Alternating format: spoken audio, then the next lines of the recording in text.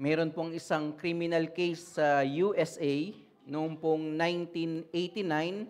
Ang tawag po sa criminal case na ito is the Menendez Brothers. At yung pong the Menendez Brothers, ito po ay si Lyle and Eric Menendez. Ang kanila pong kaso, ang kanilang crime na commit, they murdered their wealthy parents, si Jose and si Kitty Menendez. Ang lugar po kung saan nangyari ito ay sa Beverly Hills, California. At ang motive po ng murder is dahil doon sa inheritance of a multi-million dollar estate. Nangyari po ito noong August 20, 1989 dahil po si Jose Mendez ay isang mayaman na isa siya sa entertainment executive at ang ginawa po ng magkapatid na ito ay they murdered their parents on the night of August 20, 1989. And yung claim nila, kaya nila pinatay yung kanilang parents, ang claim nila, it was due to years of abuse. So inabuse daw silang magkapatid ng kanilang parents. Pero nanalo po yung kaso that naipakita na ang motibo is financial. Gusto na nilang makuha yung inheritance. At sila po ay kumuha ang supposedly ang makukuha nilang pera is $40 million each. So napakalaking pera po na ito. Both brothers were arrested in 1990 and went through 2 trials. And in 1996, sila po ay napatawan as guilty. And in fact, nung ni-research ko po ito, ngayong taon nito, nag-a-appeal sila ng parol ulit. Well, hindi natin alam kung ano po mangyayari, pero sila ay guilty sa kaso na ito, na ang motibo nila ay yung inheritance. Makuha na nila ang inheritance. We can see here that in a last will and testament, the priority is the inheritance. While magandang batas po yung last will and testament, pero pwede po itong ma-abuse. Yun, ang ginawa nitong magkapatid nito, pinatay nila yung kanilang parents para makuha nila yung inheritance. But as we will see here in our passage, this is not how biblical covenants work.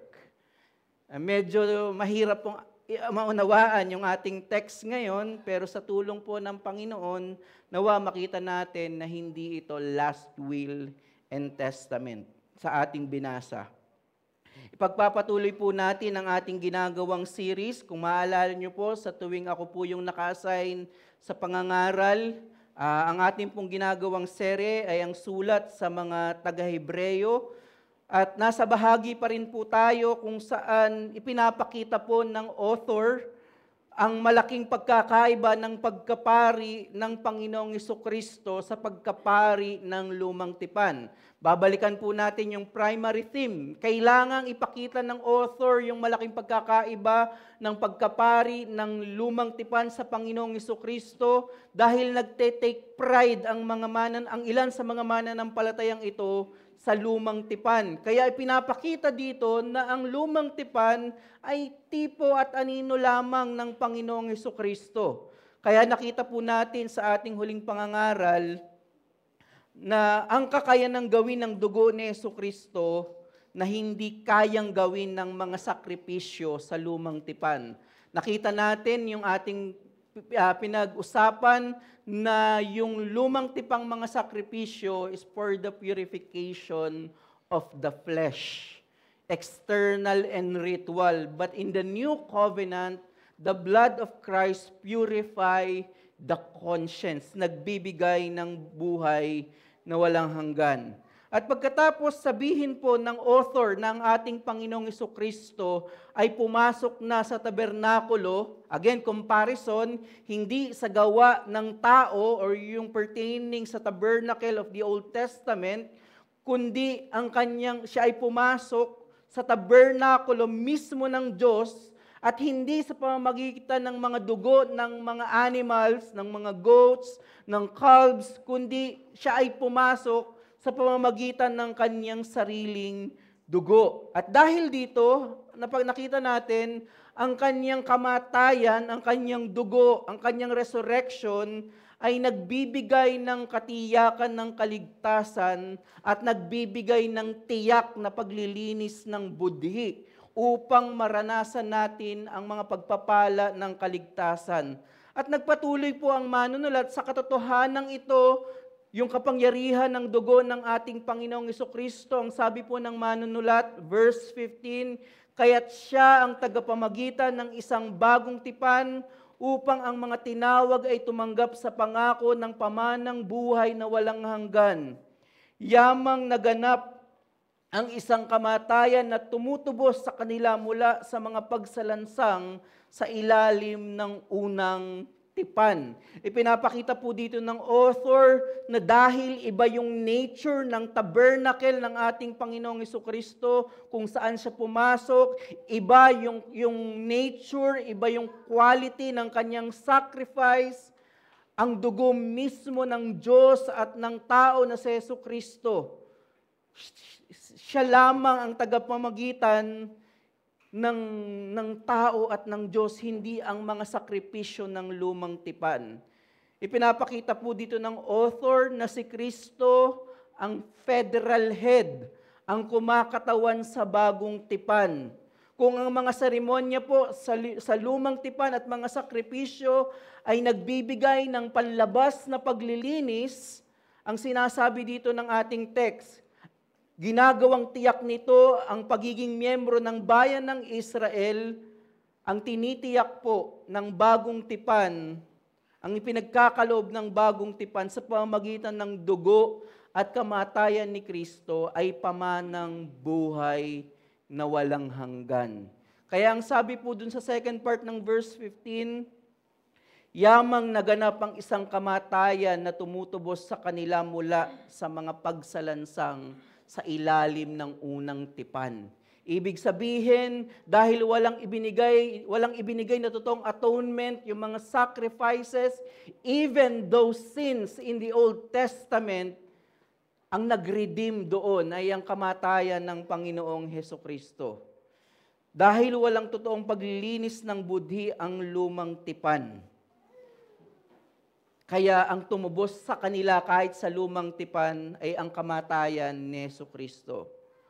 At doon po sa verses 16 and 17, dito po magiging medyo interesting yung argument ng author. Sa ibang translation po, like ESV, ang ginamit po na word sa verses 16 and 17 is will or testament. So, while yun din naman po yung Greek word ng will and testament, diatheke, covenant, pero yung ginamit po ng mga modern translation is will and or testament. Kaya medyo nagkaroon ng conflict. Covenant, yung ina-argue ng author, pero pagdating dito sa verses 16 and 17, naging will and testament. Kaya marami pong commentator na nakita nila na yung daw New Covenant ay parang last will and testament. Kaya ini-interpret nito, in fact, sa lahat ng mga binasa ko na mga commentators, majority of them, they interpret it as last will and testament. Di ba? Ang last will and testament, kagaya doon sa introduction ko, na kapag namatay ang testator, dito lang magte-take effect yung pamana or yung inheritance. Tsaka lang marireceive yung pamana or inheritance. But humbly, I disagree sa ganitong interpretation. I believe, hindi po last will and testament ang nasa mind ng author by using Old Covenant transaction. Tandaan po natin that his death is not about making a last will and testament. Rather, it is both a penal substitution and a covenant ratifying act. Kagaya po dun sa introduction natin, sa ang last will and testament, ang inheritance o pamana ang priority. Kailangan mamatay yung testator and then marireceive yung inheritance. So, logically, tama yung ganong interpretation kasi pagdating sa verse 15, di ba, may inheritance talaga tayong tinanggap dahil sa kamatayan ni Kristo. But I believe, in biblical covenants, the inheritance is not the priority. In biblical covenants, the righteousness and the holiness of God are the priority, not the inheritance. In all covenants, kailangang masatisfy ang kabanalan ng Diyos. Either ito ay sa perpektong pagsunod o sa pagbabayad sa paglabag sa tipan. Yun lamang yung paraan. Ang priority is not the inheritance na matatanggap. Necessary consequence yun ng covenant. Pero yung priority in biblical covenants is the holiness of God na nasuway ni Adan, nasuway ng Israel. Kaya bawat covenant ay mayroong sanction, death threat. At ito pong pagbabayad at pagsunod ng perpekto ay parehas ginawa ng Panginoong Hesukristo. Siyang perpektong sumunod sa perpektong demand ng Diyos. At siya rin po ang tumanggap ng mga parusa sa paglabag natin sa kautusan at tipan ng Diyos. Tandaan niyo po ito, ang kamatayan ni Kristo ay hindi mere sacrifice. Ang kamatayan ni Kristo ay pagtanggap ng mga sumpa ng tipan.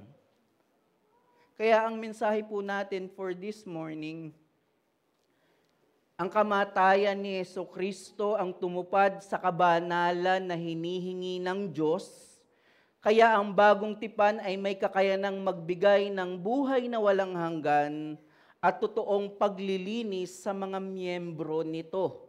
Ang kamatayan ni Jesucristo ang tumupad sa kabanalan na hinihingi ng Diyos, kaya ang bagong tipan ay may kakayanang magbigay ng buhay na walang hanggan at totoong paglilinis sa mga miyembro nito. The death of Jesus Christ fulfilled the holiness required by God, and therefore, the new covenant has the power to give eternal life and true cleansing and forgiveness to its members. So, makikita natin na magkakaroon ng bagong light. Yung difficulty sa modern translation, well, tama po yung last will and testament in the sense na may matatanggap tayong inheritance, pero I believe, mas nagbibigyan ito ng bagong light kung ang ipaprioridad natin ay yung holiness ng Panginoon. Kailangang masatisfy yung holiness ng Panginoon. Kaya may dalawang bagay po tayong titingnan. First thing, the required threat of sanctions in all covenants, or ang kinakailangang babala ng parusa sa lahat ng tipan. Ikalawa, the required cleansing and forgiveness in all covenants. Ang kinakailangang paglilinis at kapatawaran sa lahat ng tipan. So unang bagay na pwede po nating makita dito, the required threat of sanctions in all covenants. Ang kinakailangang babala ng parusa sa lahat ng tipan. Para po mas maipakita ng author ang kadakilaan at kaluwalhatian ng dugo at kamatayan ng ating Panginoong Jesucristo, ipinaliwanag niya ang kamatayan na ito sa konteksto kung paano po nangyayari ang pakikipagtipan ng Diyos sa lumang tipan. Paano siya nagkakaroon ng transaction, pakikipagrelasyon sa lumang tipan. Ang sabi po ng author sa wikang Filipino, sapagkat kung saan mayroong tipan, ang kamatayan ay gumawa niyon ay dapat matiyak. Sapagkat ang isang tipan ay pinagtitibay sa kamatayan. Pansinin niyo po sa Tagalog natin, while ginamit yung word na covenant, ay medyo kulang po in comparison sa LSB na plural po yung ginamit sa ating binasa kanina. Sa verse 17, babasahin ko po yung sa LSB, for a covenant is valid only when men are dead. Plural. But In our Tagalog version, ang ginamit po ay singular. Ay dapat, sapagkat ang isang tipan ay pinagtitibay sa kamatayan, yamang ito'y walang bisa habang nabubuhay pa ang gumawa ng tipan. So mamaya ipapaliwanag natin bakit may significant yung pagiging plural, yung pagiging faithful ng LSB, bakit may significant yon. Pero para mas maintindihan po natin ang ibig sabihin ng mga talatang ito, maganda po na tingnan po natin, tingnan po natin yung ibang example kung paano nangyayari yung tipanan during the Old Covenant. I heavily rely po kay O. Palmer Robertson and Samuel Renihan dito po sa references na ito. Ang una po, tingnan po natin yung pakipagtipan ni Jonathan kay David sa 1 Samuel 20 verse 16. Hindi na po natin babasahin, pwede nyo pong tingnan. Dito po sa 1 Samuel 20 verse 16, dito ang tipan na ito ay walang dugo. Wala pong blood, bloodless yung covenant. Pero mayroong threat ng punishment. May parusa. Nakipagtipan si Jonathan kay David upang suportahan at protektahan siya bilang hinirang na hari. Dito po sa tipanan na ito, wala pong animals na inialay. Ngunit nanumpa si Jonathan na parurusahan siya ng Diyos kung siya ay lalabag sa tipanan na ito. So mayroong death threat. While walang sacrifice na animal, considered po yon na covenant dahil sapat yung death threat. So bloodless po itong covenant na ito. And then second example, para maihanda ko po kayo doon sa ating magiging point. Second example, sa Genesis 15, nung nakipagtipan naman ang Panginoon kay Abraham, gumawa ang Diyos ng oath na mayroong death threat din. While walang animal sacrifice, pero mayroong sanction, mayroong death threat. Inutusan ng Diyos si Abraham na hatiin ang ilang mga hayop na ito at ilagay ang mga bahagi sa magkabilang panig. At pagkatapos, yung symbolism, dumaan daw ang Diyos sa pagitan ng mga ito. At ito daw po ay sumisimbolo na itinatali ng Diyos yung kanyang sarili sa tipan na yon. Kung may death threat ito kay Abraham, it is as if two-way din po. Nag-i-invoke din siya ng death sa kanyang sarili. Na kapag nilabag niya ito, pag nilabag ng Panginoon yung tipan na ito, tinatanggihan niya yung kanyang pagiging Diyos. Sabi ni Renihan, tinagalog lang po, kung sirain ko ang tipang ito, mangyari nawa sa akin ang nangyari sa mga hayop na ito.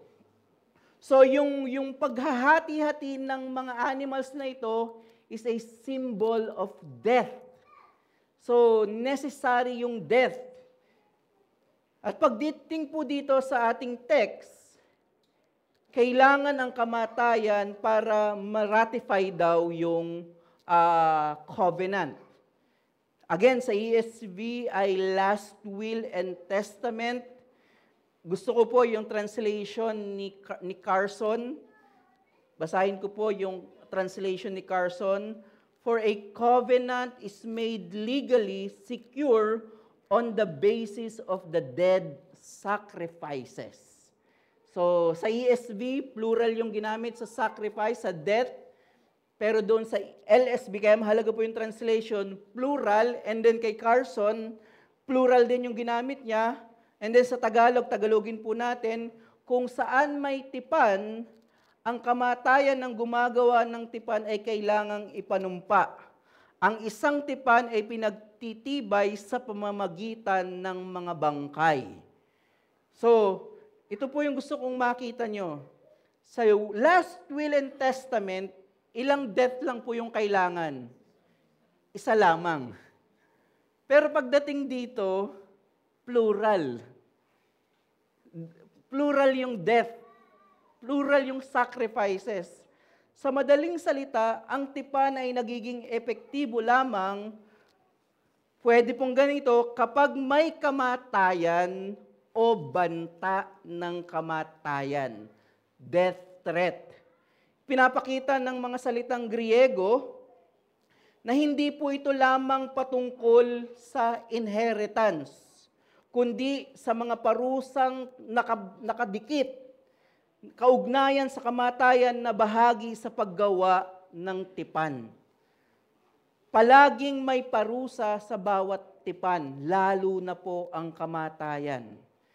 Kaya po dito, yung pong kamatayan yung pong mga sacrifices is a symbol of death. 'Di ba medyo nakakalito yung verse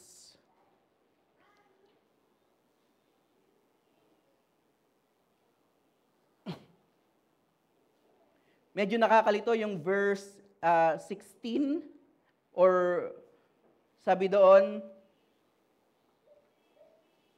verse 16, for a covenant there must of the necessity be death of the one who made it.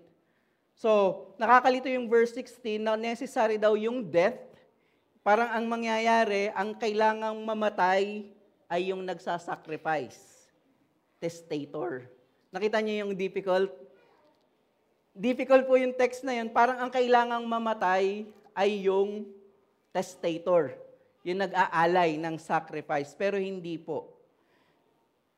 Hindi po dito sinasabi na kailangang mamatay yung testator, kundi yung mga sacrifices ay simbolo ng death ng testator. Sapat yun, pledge yung mga sacrifices ng death ng testator. It is as if binayaran ng testator yung kanyang kasalanan. Ang pinapakita po nito ay ang bigat ng tipan. Ito lang po yung pinakasimple, the simplest na pwede nating makita. Kailangan ng kamatayan dahil sa kabanalan ng Diyos. In the context of Old Covenant, hindi kailangan mamatay ng testator. Sapat na yung symbol of death, yung mga sacrifices, para ma-ratify and ma-establish ang lumang tipan. But in the New Covenant, Christ is both the testator and the sacrifice. Itinayo ng Panginoong Jesucristo ang bagong tipan sa pamamagitan ng pagtanggap ng kaparusahan ng sumpa ng tipan, ng sumpa ng kasalanan, bilang panagot sa kabanalan ng Diyos, upang matanggap natin hindi ang puot, kundi ang pagpapala ng kaligtasan. In the New Covenant, in contrast in the Old, Christ is both the testator and the sacrifice. Kaya ang sabi ni Paul sa Romans 3:25, na siyang inalay ng Diyos bilang handog na pantubos sa pamamagitan ng kanyang dugo na mabisa sa pamamagitan ng pananampalataya. Ito ay kanyang ginawa upang maipakita ang pagiging matuwid ng Diyos. Gusto kong bigyan po ng emphasis ito. Sapagkat sa kanyang banal na pagtitiis ay kanyang pinalampas ang mga kasalanang nagawa sa nakaraan. Hindi po ibig sabihin na nahimik lamang ang Panginoon in the Old Covenant na, ay, pagbibigyan ko muna yung mga kasalanan ninyo. Dahil ang sinabi ni Paul, pinalampas ang mga sakripisyo sa lumang tipan, bagamat ito ay mga anino tipo at anino lamang ng sakripisyo ng Panginoong Jesucristo, yung mga sacrifices in the Old Covenant are the expression of God's forbearance. Na hindi pa sila kailangang tupukin dahil mayroon itong inaantay na katuparan sa Panginoong Hesukristo. So yung forbearance ng Panginoon ay hindi yung parang walang pakialam ang Panginoon during the Old Covenant na hindi sila pinarusahan. May provisionary atonement through those sacrifices. But now in the New Covenant, yung death threat in the Old Covenant, ibinuhos sa Panginoong Hesukristo. Lahat ng mga sumpa at banta ng lumang tipan, ang itinuturo po nito ay ang ating Panginoong Hesukristo. Kung hindi Old Covenant, sapat na yung symbolism of death through animal sacrifices, in the New Covenant, He undergoes it. Namatay siya. Natanggap niya ang sumpa ng Diyos. Pinakita ko po kanina sa Genesis 15 na nagbigay ng panunumpa ang Diyos. At sa verse 17 ng Genesis 15, na kung lalabagin niya ito, is ilalagay niya ang sumpa at kamatayan sa kanyang sarili. Ito ay death oath covenant. Pero sa bagong tipan, ang Diyos at tao na si Jesucristo ay hindi lang po nag-pledge ng kanyang death. Hindi lang siya nag-oath ng kanyang death, kundi namatay ang Diyos at ang tao na si Kristo. Sa bagong tipan, ang Diyos at tao ni Jesucristo ay hindi lang nangako ng kamatayan, kundi ito ay kanyang naranasan. Siya ang nag-iisang tagapamagitan sa Diyos at sa tao, ang tumanggap ng mga sumpa sa paglabag sa tipan ng Diyos. Galatians 3:13, tinubos tayo ni Kristo mula sa sumpa ng kautusan nang siya'y naging sumpa para sa atin, sapagkat nasusulat sumpain ang bawat binibitay sa punong kahoy. Siya ang tumanggap ng mga sumpa ng tipan. Ang tipan kay Adan, ang tipan sa lumang tipan, siya lahat ang bumata nito. Hindi kagaya po ng lumang tipang handog, ito ay marami. Yun yung point, sacrifices. Kaya ito ay marami dahil ito ay wala talagang kakayanang magtanggal ng eternal na puot ng Diyos. Ito ay mga provisionary atonement. Ang nag-iisang persona ng Panginoong Jesucristo lamang ang may kakayanang tumanggap ng puot ng Diyos bilang katanggap-tanggap na handog. Plural ang sacrifices dahil yun ay mga provision lamang, forbearance ng Diyos.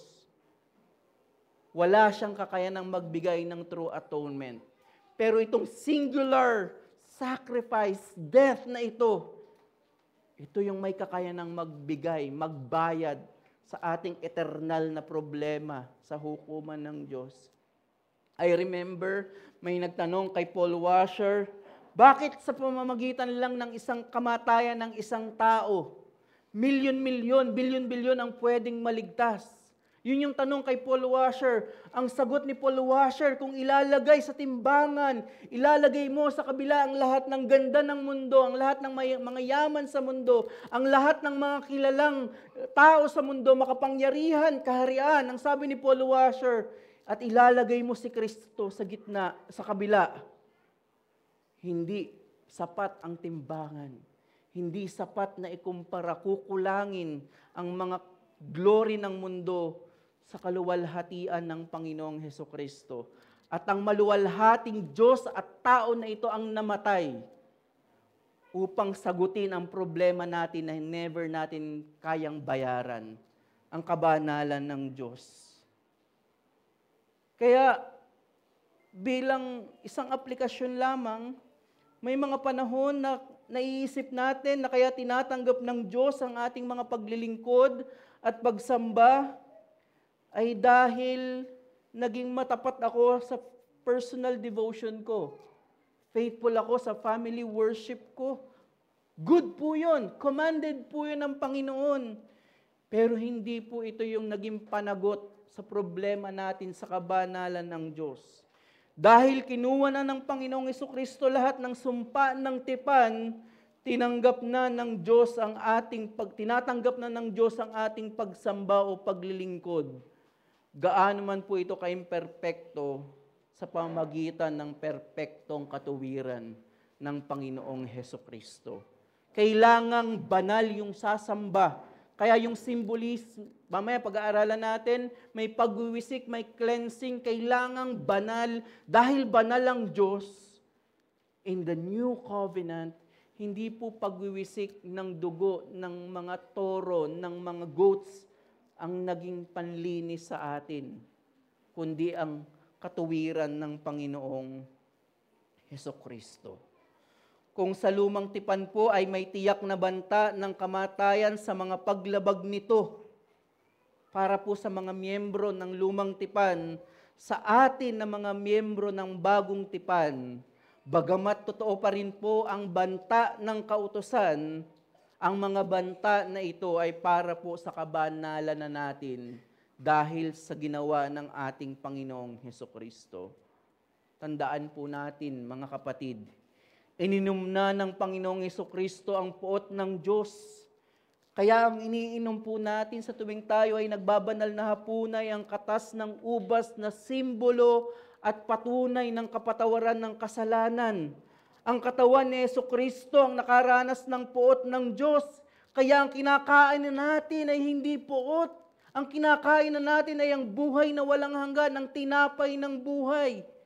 Si Hesukristo ang tumanggap ng puot ng Diyos upang ang matanggap natin sa tuwing tayo ay natatapos sa ating pagsamba ay ang benediksyon ng Diyos. Kung ito po ang nararanasan nyo every Lord's Day, bakit natin ipagpapalit ang mga pagpapalang ito na pinurchase ng Panginoong Hesukristo sa mga ibang bagay na hindi natin pinapahalagahan ang araw ng pagsamba na ang nagiging excuse sa ibang bagay sa halip na ang pahalagahan natin ay ang araw ng pagsamba. Tandaan po natin na ang pakikipag-communion ng Diyos sa atin, ang union ng ating Panginoong Hesukristo, hindi po ito mystical, hindi po ito abstract na invisible.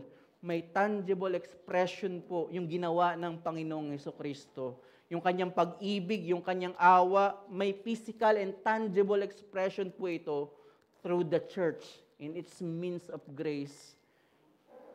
Kaya kung ikaw ay nagmamalaki, nalulungkot dahil sa paulit-ulit mong kasalanan, nangihina ka dahil sa mga pinagdadaanan mong problema, mayroon kang sakit, ang dugo at kamatayan po ng ating Panginoong Hesukristo ay sapat upang makapagpatuloy ka sa pananampalataya.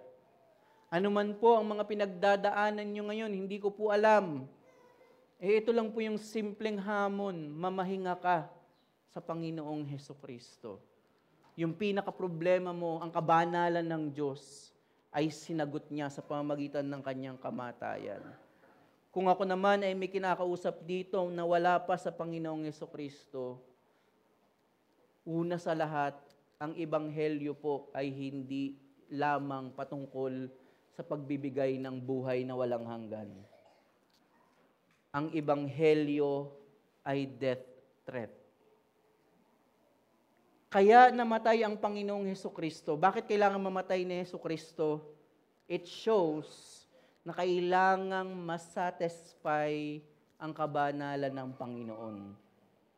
So, dalawang paraan para masatisfy ang kabanalan ng Panginoon. It's either makikipag-unite ka sa Panginoong Hesukristo in His death and resurrection, at dito ay may buhay na walang hanggan, or mamamatay ka ng mag-isa sa impyerno. Either way, tiyak ang kamatayan. Ang ebanghelyo po ay death threat. Ang kamatayan ni Kristo ay nagpapakita po ng kabanalan ng Diyos. Kaya, may tiyak na kamatayan sa lahat ng mga hindi mananampalataya sa Kanya. Kung sa lumang tipan ay tiyak yung kamatayan at pinurchase ito ng Panginoong Hesukristo, so pipili ka lamang bilang isang makasalanan. Ano yung death na pipiliin mo? Makikipag-unite ka sa kamatayan ng Panginoong Hesukristo sa pamamagitan ng pagsisisi at pananampalataya, or patuloy mong pagtatrabahuhan ng iyong kamatayan hanggang sa bayaran ito ng Diyos sa apoy ng impyerno. Pinagtatrabahuhan mo ang iyong kamatayan. Kaya itong mensaheng ito ay biyaya rin na nanawagan sa iyo. Makipag-isa ka sa kamatayan ni Hesukristo kung saan sinagot niya ang sumpa ng lumang tipan. Second point na pwede po nating makita dito, ang kinakailangan na paglilinis at kapatawaran sa lahat ng tipan. Nakita po natin na kaya kailangan ang banta, ang death threat, ay dahil sa kabanalan ng Diyos. Subalit hindi po dito natapos ang author. Verses 21 and 22, sa gayon ding paraan, ang tabernakulo at ang lahat ng mga kasangkapang ginagamit sa banal na pagsamba ay pinagwiwisikan niya ng dugo. Sa katunayan, sa ilalim ng kautusan, halos lahat ng mga bagay ay nililinis ng dugo, at kung walang pagdanang ng dugo ay walang kapatawaran ng mga kasalanan. So, necessary yung death or death threat, pero ang ginagawa daw nung dugo, ang mangyayari kasi doon sa animal, kukunin yung dugo, necessary na mangyayari sa kanya, siya ay mamamatay. Pero ang gagawin daw doon po sa dugo ng mga sacrifices, sabi ng author, iwiwisik daw po ito doon sa mga gamit ng pagsamba na nagpapakita na nililinis ito ng dugo, nagbibigay ng ritual cleansing and ritual forgiveness. Pero makikita po natin na may pagkakaiba. Ang sabi nila, ang gamit na account ng author sa lumang tipan, for example po, sa Exodus 40, 9-11, sa ginamit na salita po ng Hebrews, basahin ko po yung Exodus 40 verse 9. Pagkatapos ay kukunin mo ang langis na pambuhos at bubuhusan mo ang tabernakulo at ang lahat na naroon, at iyong pakakabanalin at ang lahat ng kasangkapang niyon ay magiging banal. So, wala pong dugo na winisik, kundi oil. Kaya bakit parang iba yung source ng author dito sa pag-cleansing doon sa tabernacle. Pero po, sa ordination ni Aaron at ng kanyang mga anak, si Moses, while hindi po sinabi na nagkaroon ng pagwiwisik ng dugo, but imply, si Moses, sa Leviticus 8, 10-15, siya ay pumatay ng bull. At ang commentary ni Josephus, kung pagsasamahin natin yung concept ng Exodus 40 and Leviticus 8, sabi ni Josephus, as also the tabernacle and its vessel, both with oil that had been previously fumigated, and with blood of bulls and goats.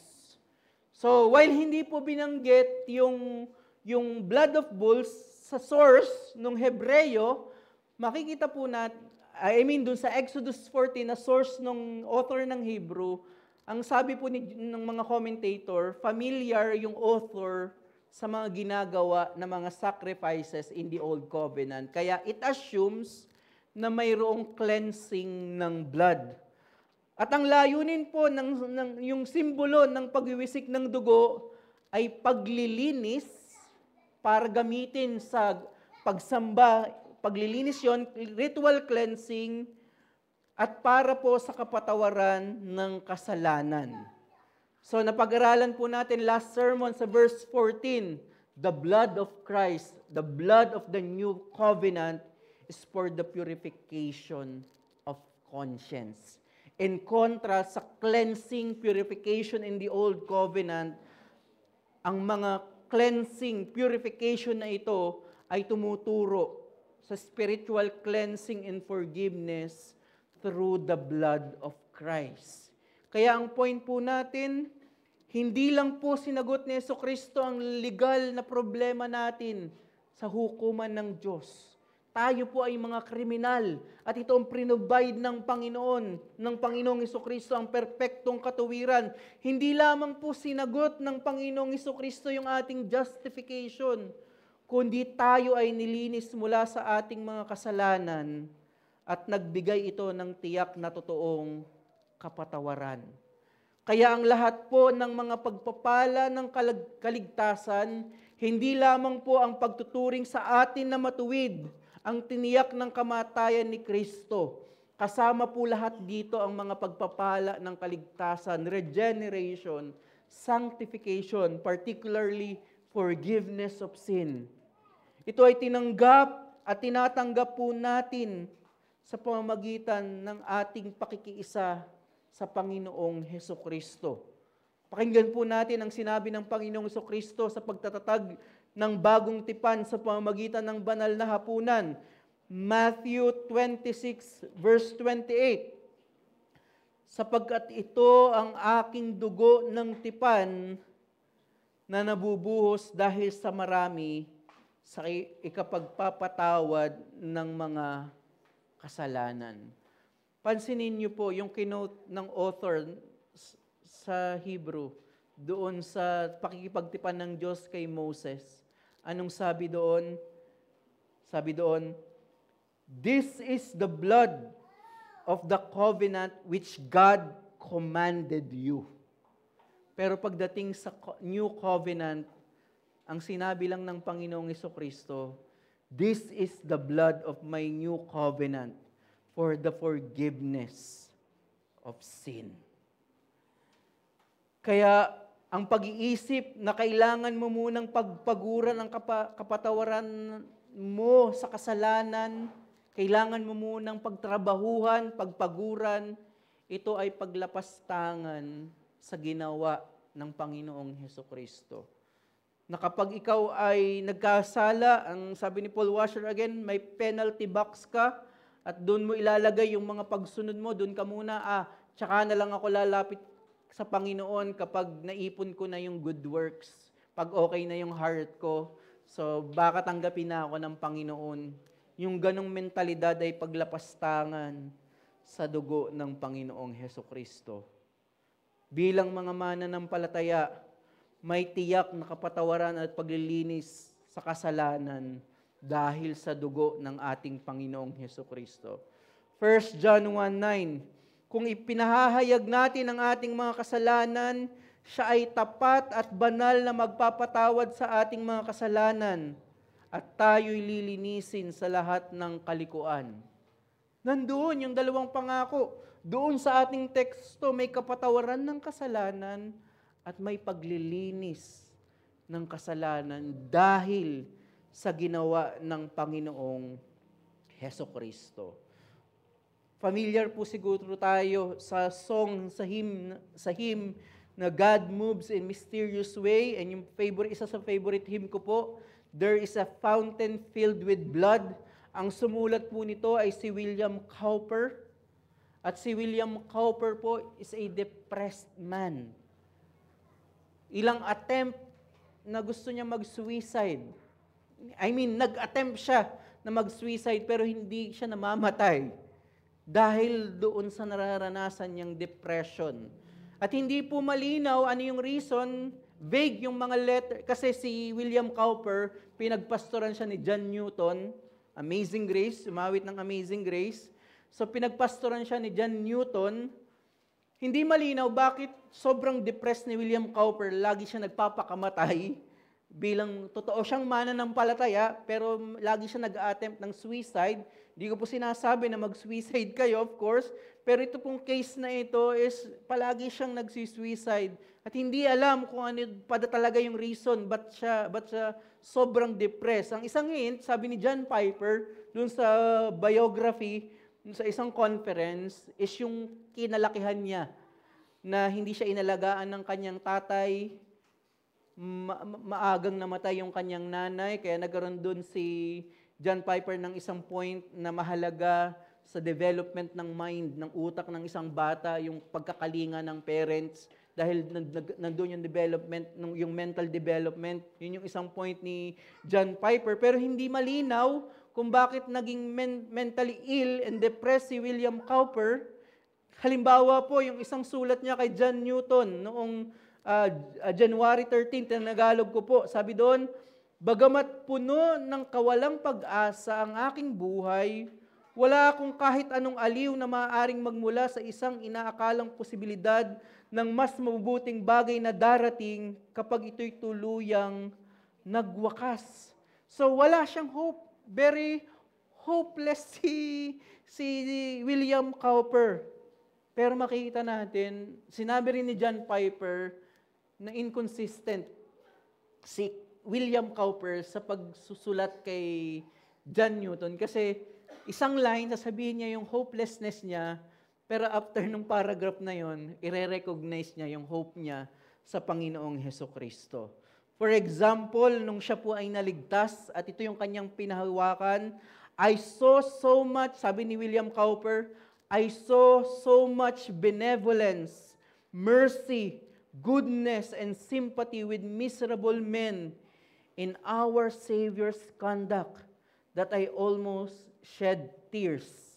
I saw the sufficiency of the atonement He had made, my pardon sealed in His blood, and all the fullness and completeness of His justification.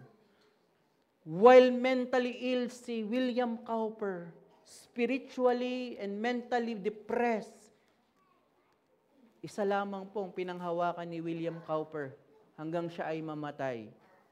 In fact, sa account, hanggang siya ay mamatay, very sad si William Cowper, pero nanghawakan siya sa kapangyarihan ng dugo ni Kristo.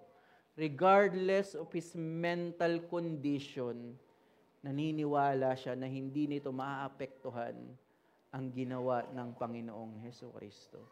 At kung ikaw ay totoong mananampalataya, yan ang katatayuan mo. Hindi ka man kagaya ni William Cowper sa bigat ng kanyang nararamdaman, pero may iisa tayong nag-justify sa atin, ang Panginoong Hesukristo. Tiniyak niya na hindi ka natutupukin ng puot ng Diyos dahil tinanggap ito ng Panginoong Hesukristo. Kaya ang hamon po sa atin, sa mga panghihina, sa mga pagkakasala natin, palagian tayong bumalik sa ginawa at sa kapangyarihan ng dugo ni Kristo sa ating pagpapatuloy sa pananampalataya. Pero hindi lamang po palagian tayong bumalik. Ang responsibilidad po natin, ipakita natin sa pang-araw-araw na kabanalan na tayo talaga ay totoong tumanggap ng paglilinis at kapatawaran ng kasalanan mula sa Panginoong Hesukristo. Kailangan nakikita sa atin ang pagmumortify sa mga pagnanasa ng laman, abuse of substance, ang pagnanasa ng mata, which are natural, sinful eyes desire. Job 31 verse 1, ako'y nakipagtipan sa aking mga paningin, paano nga ako titingin sa isang birhen? So ito dapat ang nasa mind ng isang mananampalataya. Ang pagmamataas sa buhay refers to vainglory, na mas pinapahalagahan mo your public reputation, kung maayos ba ang iyong pamumuhay sa financial. Sabi ni George Swinock, pride is the first shirt we put on in paradise and the last we will take off when we die. Grabe itong sinabi ni Swinock. Ito daw yung unang isinuot nila Adam and Eve, ang kayabangan, nag-take pride sila, kaya sinuway nila ang Diyos. Sabi ni Swinock, ito rin yung huli nating huhubarin kapag tayo ay namatay. At gusto ko lang din pong i-apply ito sa ating mga mananampalataya din. Kung tayo ay tumanggap ng kapatawaran ng kasalanan, matuto rin po tayong magpatawad sa mga nakagawa ng mali sa atin. Forbearance and forgiveness are the expression ng nakatanggap ng true forgiveness. Sabi ng Colossians 3:13, bearing with one another, and if one has a complaint against another, forgiving each other as the Lord has forgiven you, so you also must forgive. Kailangang ma-mirror natin kung ano yung biyaya na ating tinanggap sa forgiveness of sin. Dapat meron din po tayong responsibilidad na magpatawad, magpaubaya sa mga nakagawa sa atin sa kasalanan. Kaya tayo pong mga mananampalataya, hindi na po natin matatanggap ang puot ng Diyos. Ang death threat na ito ay natanggap ng ating Panginoong Hesukristo upang ang maranasan po natin ay buhay na walang hanggan, paglilinis ng konsensya at budhi, at araw-araw na kapatawaran ng kasalanan. Nanghihinang mananampalataya, magpahinga ka sa mga katotohanan yan. Tayo po'y manalangin.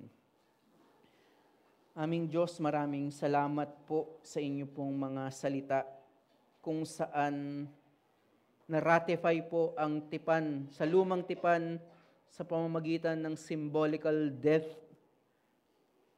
At ang pagkakaiba po ng bagong tipan, hindi po simbolo ang kamatayan, kundi dinaanan ito ng aming Panginoong Jesucristo.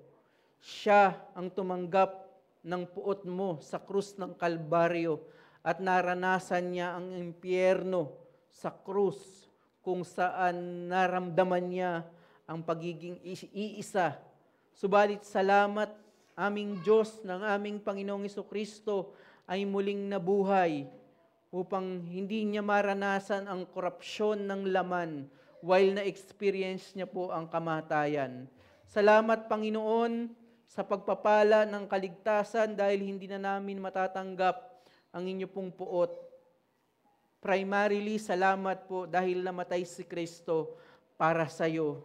At ang beneficiaries po nito ay kaming mga makasalanan. Kayo po ang magbigay ng pananampalataya sa amin at tanggapin at paniwalaan namin ang katotohanan ito at mamahinga kami sa mga katotohanan ito. At gamitin niyo po ito para sa kaligtasan ng mga wala pa sa inyo. Mahabag po kayo sa mga makasalanang wala pa sa inyo sa aming kalagitnaan at makita nila ang dugo ng aming Panginoong Jesucristo bilang sapat upang sila ay mapatawad sa kanilang mga kasalanan. Salamat po sa Ebanghelyo ng aming Panginoong Jesucristo. Sa pangalan ni Jesus. Amen.